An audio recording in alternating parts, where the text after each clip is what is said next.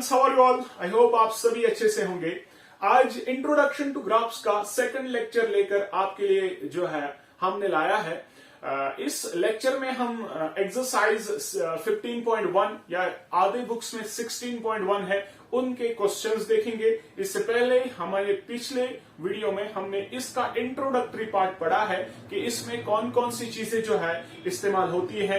Main चीज इस exercise में लाइन ग्राफ का कंसेप्ट और लीनियर ग्राफ का कंसेप्ट जो है यूज होता है। मेनली मैक्सिमम क्वेश्चंस आपको लाइन ग्राफ पे मिलेंगे। वो लाइन ग्राफ क्या होता है वो हमने आपको बताया है। आप इस ग्राफ की ओर देख रहे हो, यहाँ पर डिफरेंट पॉइंट्स हैं जो हमारे डेटा को दिखा रहे हैं कि ये पॉइंट क्या है और वो पॉइंट क्या है, और फिर इनको लाइन सेगमेंट्स के अकॉर्डिंग हमने ज्वाइन करा है, तो इसको हम लाइन ग्राफ कह सकते हैं। इसी लाइन ग्राफ पे हमारी पूरी एक्सरसाइज के क्वेश्चंस आपको मिलेंगे। सारे क्वेश्चंस दिखाएंगे, ध्यान रखिएगा कि किस तरीके से इन क्वेश्चंस को सोल्व करना है। बहुत ही आसान क्वेश्चंस हैं, सिर्फ ध्यान रखना है क्वेश्चन क्या कह रहा है। चलिए क्वेश्चन नंबर फर्स्ट अगर हम देखें, कह रहा है the following shows the temperature of the patient in A hospital.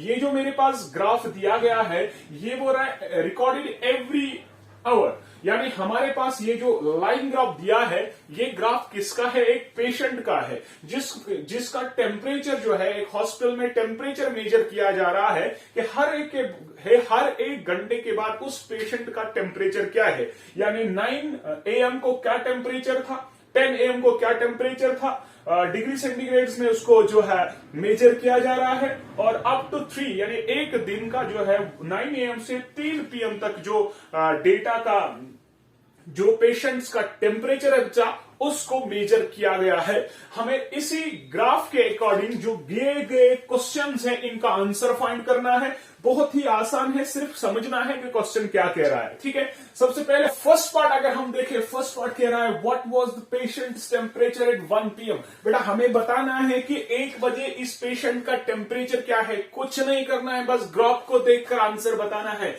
अगर हम यहां पर ध्यान से देखेंगे 1 बजे जो उसका टेम्परेचर था दैट इज इक्वल टू 36 और 37 के बीच में, यानी 36.5। ये वाला पॉइंट जो है 36.5 डिग्री सेंटीग्रेड आपको बता रहा है। यानी हमारे पार्ट फर्स्ट का आंसर जो है हमें सिंपली क्या लिखना है कि क्या टेम्परेचर था 1 बजे। बेटा वो कितना था? 36.5 डिग्री सेंटीग्रेड। तो ये पहला पार्ट है इसका। सेकंड पार्ट अगर हम देखें, कह रहा है when was the patient's temperature 38.5।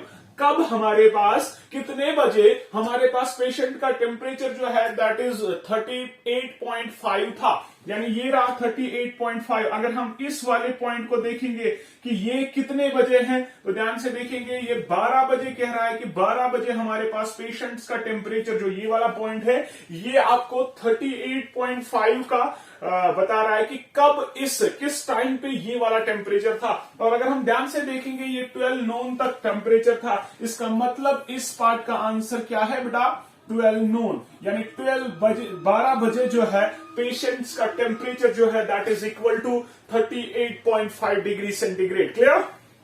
Okay, now next temperature क्या बचा? ध्यान से सुनिएगा, बहुत ही आसान है, सिंपल क्वेश्चन को समझना है और आंसर देना है। ठीक है, नेक्स्ट क्वेश्चन है मेरे पास the patient's temperature was the same 2 times during the period given. ये जो पूरा जो पीरियड गिवन दिया गया है यानी 9 से 3 बजे तक का टाइम जो दिया गया है, कह रहा है इसमें बताइए पेशेंट्स का टेम्परेचर कब सेम था। यानी ध्यान से समझ लीजिएगा, यहां पर आपको एक स्ट्रेट लाइन दी गई है, यानी इसका मतलब इस वाले पॉइंट और इस वाले पॉइंट के बीच में जो टेम्परेचर था वो सेम था। यानी अगर हम इसको देखें तो 1 और 2 बजे हमारे पास टेम्परेचर जो है वो पेशेंट्स का सेम था बच्चा। ठीक है, तो सिंपली अगर हमें इसका आंसर लिखो तो वही मेरा पास होगा कि सेम टेम्परेचर कब था, व्हाट वायर दीज 2 टाइम्स। और हमें इन 2 टाइम्स को बताना है, लिखना है कि क्या टाइम था। बेटा एक टाइम था 1 PM, दूसरा टाइम था 2 PM। इन दो के टाइम पे अगर हम देखें टेम्परेचर जो है वो सेम था पूरे टाइम इंटरवल में। ठीक है, तो हम लिखेंगे इसका आंसर, तो एक टाइम है बेटा 1 PM और साथ साथ दूसरा टाइम जो है that is equal to 2 PM। तो इस तरीके से हम तीसरा पार्ट का आंसर जो है आराम से दे चुके हैं। और नेक्स्ट अगर हम देखें, कह रहा है what was the temperature at 1:30 PM। ध्यान से सुनिएगा, 1 PM और 2 PM के बीच में जो टाइम है दैट इज 1:30, यानी 1:30 बजे हमें बताना है बेटा टेम्परेचर इसका क्या था। 1:30 PM पे हमारा टेम्परेचर क्या था, और अगर हम ध्यान से देखें वो ये वाला पॉइंट आ रहा है, यानी इन्हीं दो कांस्टेंट टाइम्स के बीच में एक पॉइंट आ रहा है दैट इज दिस टाइम, और हमें पता है ये कितना रिप्रेजेंट कर रहा है 36.5 डिग्री सेंटीग्रेड। यानी इसका मतलब कि हमारे पास 1:30 बजे क्या टाइम टेम्परेचर था बच्चा, हमारे पास 1:30 बजे टेम्परेचर था 36.5 डिग्री सेंटीग्रेड। बेटा ये बोल रहा है how did you arrive your answer, किस तरीके से हम अपने आंसर को जो है बता सकते हैं, क्लियर कर सकते हैं। ध्यान से सुनिएगा, हमारे पास ये कांस्टेंट टेम्परेचर है 1 और 2 के बीच में, इसका मतलब जो ये स्ट्रेट लाइन दे रही है ना, ये कांस्टेंट टेम्परेचर दिखा रहा है। इट मीन जो टेम्परेचर 1 बजे था वही था 2 बजे तक, यानी इस पूरे इंटरवल में यही सेम टेम्परेचर था। इसका मतलब जो भी टाइम बीच में आएगा 1 से 2 बजे तक, उसमें टाइम सेम, उसमें टेम्परेचर सेम रहेगा। इसका मतलब कि अगर हम ध्यान से देखें 1:30 जो है इन्हीं दो टाइम्स के बीच में आ रहा है, इसका मतलब जो इनके बीच में वाला टाइम है उसमें भी पेशेंट का टेम्परेचर कितना ही रहेगा 36.5। तो सिंपली याद रखेंगे, क्योंकि we know that 1 PM and 2 PM ऐसे दो टेम्परेचर्स है बच्चा जहां पर इस पेशेंट का टेम्परेचर जो है वो सेम था। इसका मतलब इनके बीच में जितने भी टाइम इंटरवल्स आएंगे उनका टेम्परेचर भी सेम होगा। तो सिंपली हम लिखेंगे कि ये इनके बीच वाले पॉइंट में आ रहा है, यानी इसका मतलब कि इसका टेम्परेचर जो है इनकांस्टेंट टेम्परेचर दैट इज 36.5 डिग्री होगा। आई होप आपको ये क्लियर हुआ होगा। नेक्स्ट हमारे पास है during which period did the patient's temperature showed and upward trend, यानी हमें ग्राफ को देखकर बताना है कि पेशेंट का टेम्परेचर जो है ना बेटा ये बड़ा कब है, यानी किस टाइम इंटरवल में सिर्फ ये बड़ा है, उस टाइम इंटरवल को जो है हमें लिखना है। ध्यान से समझ लीजिएगा, अगर हम यहां पर देखेंगे 9 से 10 AM तक जो टेम्परेचर है वो कॉन्स्टेंटली इंक्रीज हो रहा है। इसका मतलब पहला टाइम इंटरवल ये है जहां पर हमारा ग्राफ जो है ना अपवर्ड ट्रेंड दिखा रहा है। सेकेंड वन, इसमें भी 10 से 11 तक भी टेम्परेचर बढ़ रहा है, यानी दूसरा मेरे पास दूसरा टाइम इंटरवल ये है, इसमें हमारा टेम्परेचर, इसमें जो टेम्परेचर है वो बढ़ रहा है, अपवर्ड ट्रेंड दिखा रहा है। यहां पर डाउन हो रहा है, फिर भी डाउन हो रहा है, फिर कांस्टेंट हो रहा है। लेकिन जब हम इस वाले इंटरवल को भी देखेंगे, इसमें भी टेम्परेचर जो बच्चा है वो इंक्रीज हो रहा है, बढ़ रहा है। यानी मेरे पास 3 इंटरवल्स हैं जहां पर मेरा ग्राफ जो है ना अपवर्ड ट्रेंड दिखा रहा है, यानी बढ़ रहा है। That is 9 to 10। तो हम सीधे लिखेंगे आंसर में बेटा इसमें कौन कौन से टाइम इंटरवल्स आएंगे। 1 is 9 to 10 AM। Second one बच्चा कौन सा है 10 to 11 AM, 10 AM to 11 AM। And third one है बच्चा कौन सा 2 to 3 PM, 2 PM to 3 PM। Clear. तो ये मेरे पास क्वेश्चन नंबर 1 था। सिंपली हमें इस ग्राफ को एनालाइज करना है जो लाइन ग्राफ दिया था, और गिवन क्वेश्चन जो है इनका आंसर देना था। Clear. Okay, so next question number 2। Now question number 2 exercise 15.1। ध्यान रखिएगा आधे बुक्स में 14.1 है, आधे बुक्स में 15.1 है। ठीक है, तो घबराना नहीं है। पुरानी बुक्स और नई बुक्स में थोड़े सा एक चैप्टर ऐड हुआ है, उसकी वजह से ये थोड़े बहुत जो है एक्सरसाइज का नाम चेंज हुआ है, बाकी कोई मसला नहीं है। एक्सरसाइज का क्वेश्चन नंबर 2 अगर हम देखें, क्वेश्चन कह रहा है this graph shows the yearly sales figure for a manufacturing company.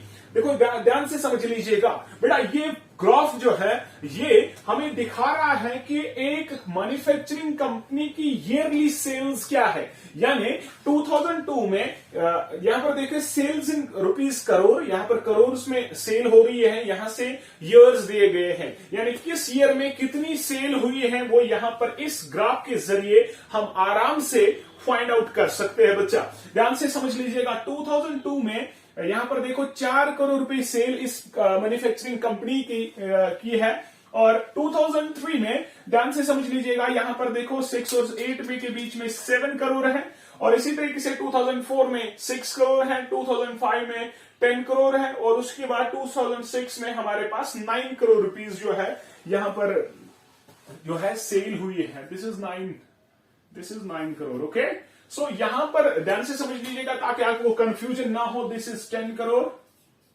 ठीक है बेटा।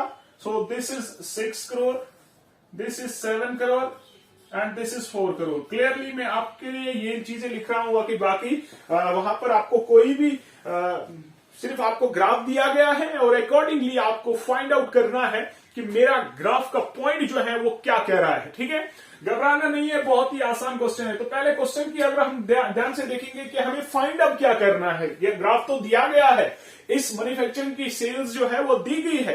अब मसला है कि फाइंड आउट क्या करना है। देखो, व्हाट वाई द सेल्स इन, यानी इन डिफरेंट ईयर्स में हमें सेल्स बतानी है कि सेल्स क्या है। इस ग्राफ को देखकर हमें बतानी है। जैसे पहले में बोल रहा है 2002 में बताइए सेल कितनी है। 2002 में सेल जो है वो 4 करोड़ रुपीस है। तो पहले हम लिखेंगे बेटा इसमें है 4 करोड़ रुपीस। ठीक है बेटा, इसी तरीके से बताना है सेकंड में 2006 में कितना है। 2006 में 9 करोड़ रुपीस सेल है, तो सिंपली इसका हम आंसर लिखेंगे 9 करोड़। ओके, तो सेकंड पार्ट में हमारे पास यही क्वेश्चन है कि आप 2003 एंड 2005 में सेल्स बताए कितनी है इस मैन्युफैक्चरिंग कंपनी की।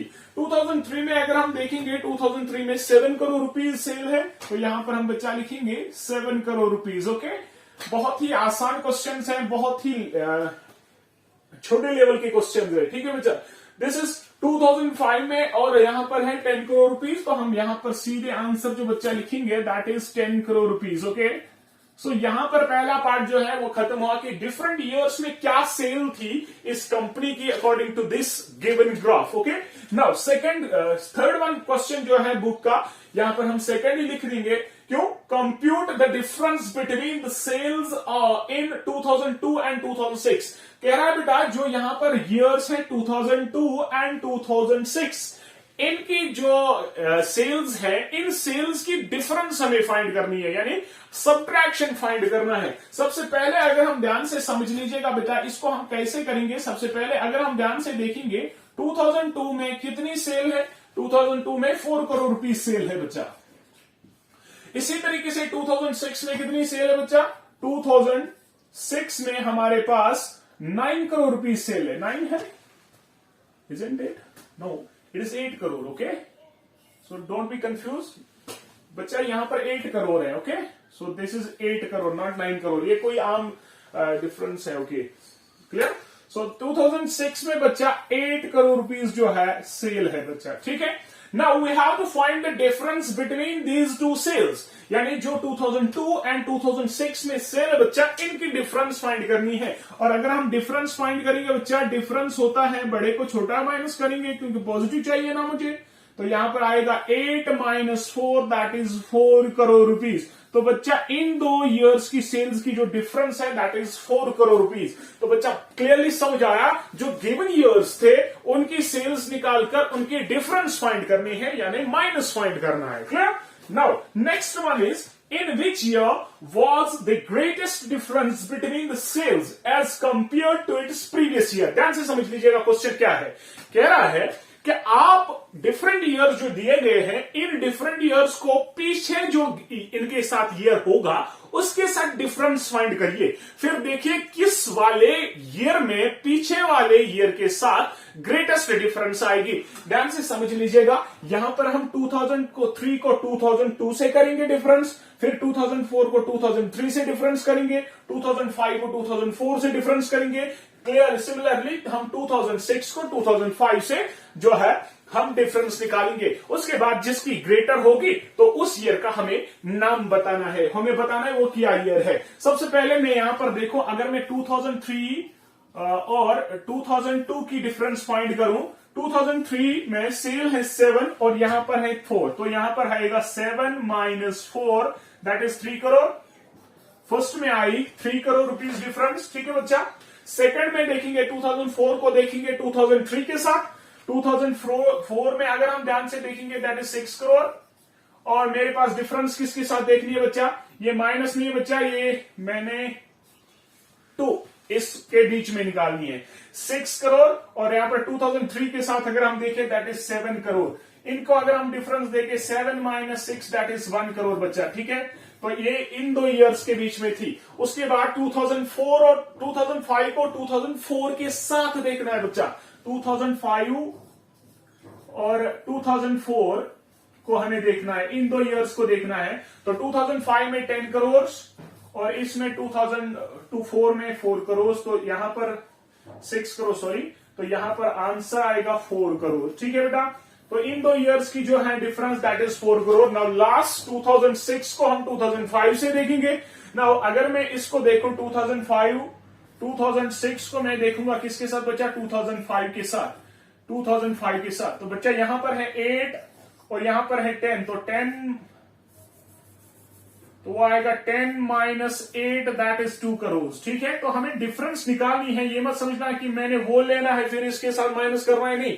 तो मुझे 2 ईयर्स का जो है अमाउंट लेना है, उन अमाउंट में बड़ा जो है उसको छोटे से माइनस करना है, फिर डिफरेंस निकालनी है।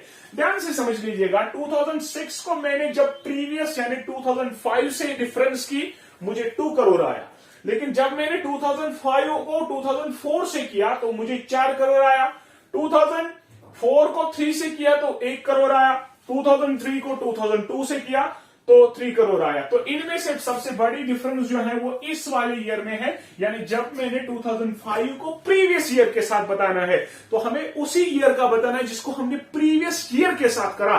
तो हमें आंसर में लिखना है ये वाला ईयर जिसको मैंने इस वाले ईयर के साथ डिफरेंस निकाली थी। इसका मतलब कि जब हमने 2005 को डिफरेंस निकाली 2004 के साथ, तो 2005 ऐसा ईयर है जिसको प्रीवियस ईयर के साथ जब हमने डिफरेंस की तो वहां पर ग्रेटर सेल आई यहां पर। तो हम यहां पर इसका आंसर लिखेंगे बच्चा, वो है ईयर 2005। समझ आ रहा है कि नहीं? ये क्लियरली बहुत ही आसान चैप्टर है, बहुत ही आसान क्वेश्चन है। तो ये क्वेश्चन नंबर 2 है। अब हमारे पास क्वेश्चन नंबर 3।